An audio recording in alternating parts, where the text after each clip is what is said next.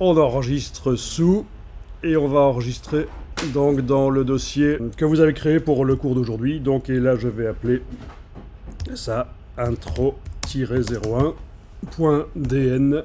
Il n'y a pas besoin d'ajouter le point .dn, il est normalement là, donc c'est l'extension. Alors ce logiciel est très facile d'utilisation, on peut très vite faire des choses bien dedans.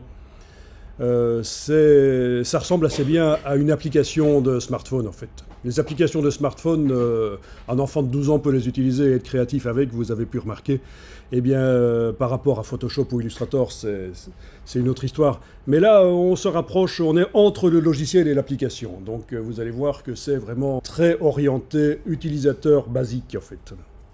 Et bien sûr, pour faire de la 3D, du packaging, du mock-up, des projets d'emballage, on ne pourra pas être extrêmement précis par rapport à un vrai logiciel de 3D.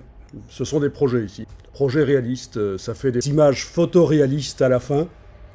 Et le moteur de rendu est une technique qui existe depuis très longtemps en infographie 3D, c'est le ray tracing.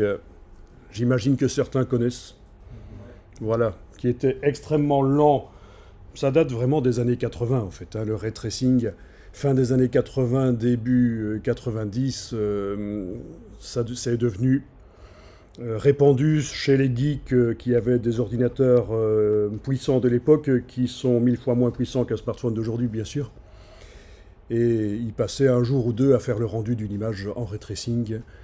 Ça a été un genre à une certaine époque. On pourra revenir là-dessus, je vous montrerai l'historique du ray tracing au niveau visuel rapidement en 3 minutes. Je ne vais pas vous faire un historique technique. Je vous montre quand même comment ça s'écrit. Et donc, en français, on appelle ça le lancer de rayon. C'est juste une fois qu'on a mis en place les objets dans la scène, il faut faire la vraie image et c'est le logiciel qui travaille. Et je vous rassure, ça ne prend plus 2 ou 3 jours comme il y a quelques décennies, ça se fait en quelques minutes. Ceci dit, Dimension demande d'avoir un ordinateur quand même assez puissant. Vous n'allez pas sur un mulet, un vieil ordinateur d'il y a 5 ou 10 ans pouvoir faire des choses facilement avec Dimension. Surtout au moment du rendu d'image en fait. Donc il faut le savoir.